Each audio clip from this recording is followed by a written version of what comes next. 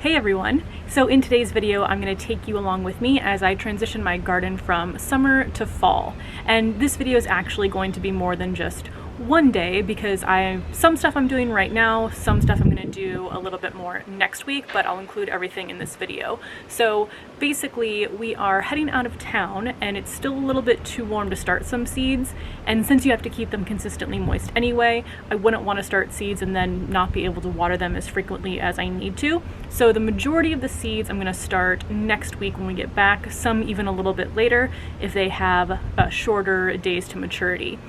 What I am going to do today though is plant some plants in my raised beds to replace some of the other plants that I've pulled, either because they've just kind of puttered out for the season or because they were very infested with pests. So I'll take you around with me in just a bit, but I do want to quickly go over the seeds that I have just to show you exactly what I plan on planting this fall.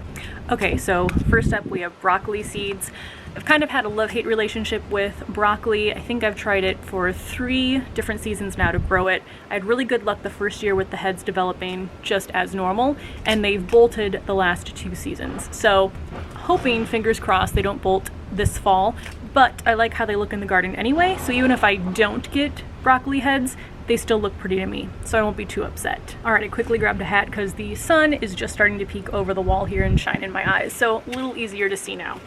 The second seeds I have are radishes, and I got these just recently at Home Depot thinking I didn't have any more radish seeds, and then I looked in my closet and I do. So I have 4 total packs of radishes. I have 2 that are giant variety, so I have German giant, crimson giant in the back there, and then I actually have 2 packets of cherry bells. So not only did I get too many packets of radishes, but I actually got 2 that are the exact same variety.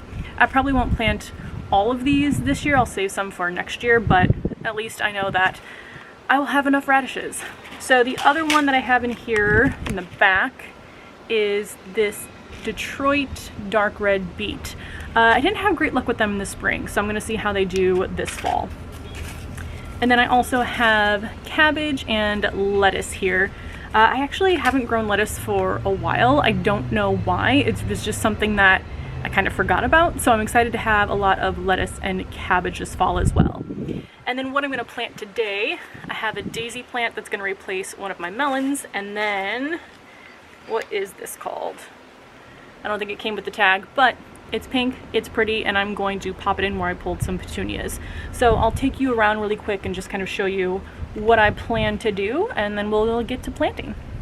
Alright, so swinging around here, I forgot if I already mentioned this in a video, but I pulled the petunias. They were too far gone with budworms, and I wanted to make room for fall crops, so I do have broccoli seeds sown in this corner, and also in this corner, and because they're set up to the drip, I basically put the seeds right underneath the drip, so I'm comfortable with being gone for a few days out of town and knowing that they're going to get sufficient water to start sprouting.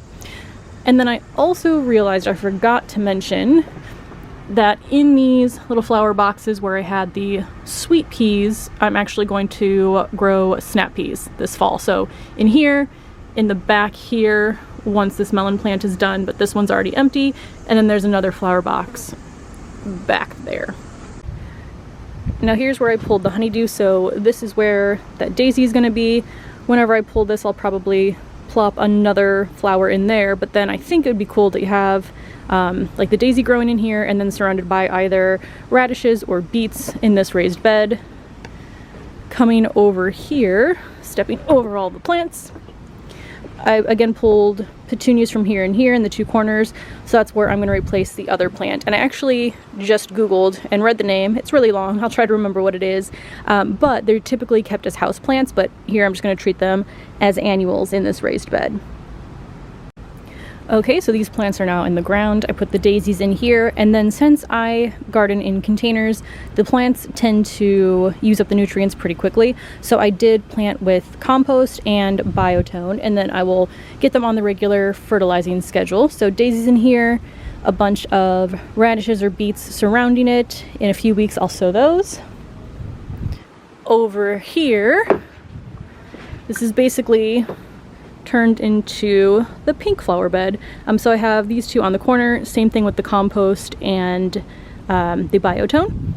Gomphrena still going strong here in the middle, and then the asters, which that was the unknown seed I had sowed and then accidentally threw the package away, but there's one right here which also seems like it's going to be pink, so that's why this has unintentionally become the all pink raised bed.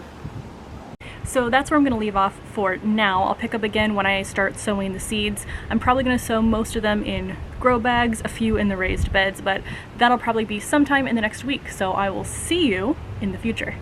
Alright, so the future is now the present, and I am back to start sowing the fall seeds. So let's go get started. Okay, so I'm starting over here first in these plastic flower boxes, and I'm going to be sowing these royal snap peas. The pea pods are actually purple, so they're really pretty, and these again are from Johnny's Seeds. I did grow them in the spring, but I didn't really have any sort of trellising system, so the plan this time is to have them grow up this cage here. So I have 4 of these trellises, and I'm just going to plant rows of peas in front of each. So let's go ahead and get started.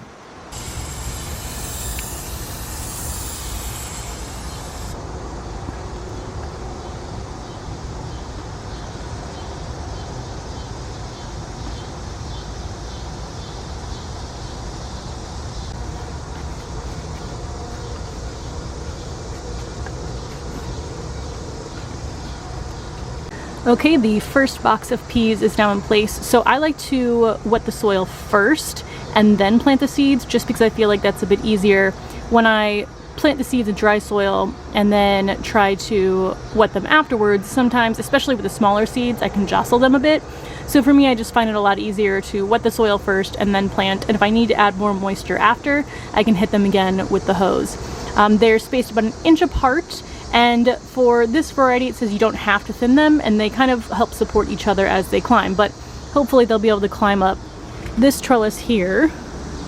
So next I'm going to add them here behind the pepper plant, and then this other flower box back here. Next up, I'm going to plant this zinnia plant right in front of where the snap peas I just sowed are. This is where the honeydew was that I pulled, and actually I'm trying to remember if I already pulled them in the first part of this video, but I pulled this melon plant here. I know I'd pulled that one already, but I think I didn't show you that I also pulled this one. So I have a lot of empty space, so why not fill it with some more flowers?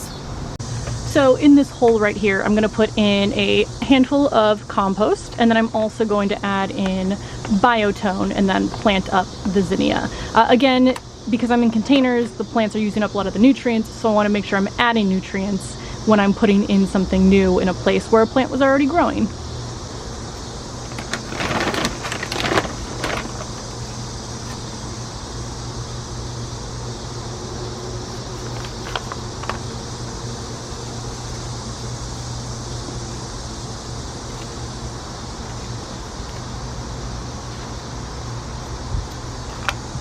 The sky right now looks like it's about to storm at any second, so I'm hoping I can get finished what I'm planning to finish today.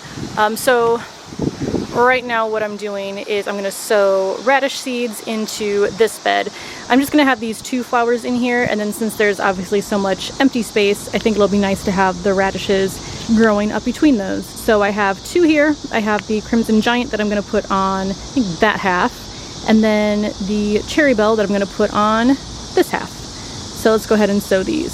So what I've done is I've basically taken my finger and just drawn 3 lines where I'm going to plant the seeds. And unlike the snap peas, where I basically put the seeds about 1 inch apart to start with, those seeds are a lot larger and easier to work with, whereas these are much smaller. So I'm kind of just gonna drop them along the lines, cover them up, and then I'll worry about thinning them to the 2 inches recommended on the packages once they actually start to grow a bit. I can hear the storms coming, but I was able to get 2 bags of beet seeds sown.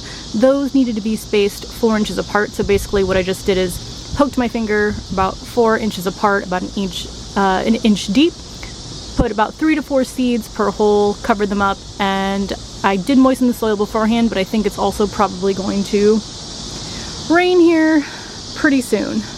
So I did manage to get almost everything done that I wanted to. The only thing I have left to do is sow lettuce, cabbage, and kale, so I will just put that in another video. But thank you so much for watching, and I will see you in the next one. Bye.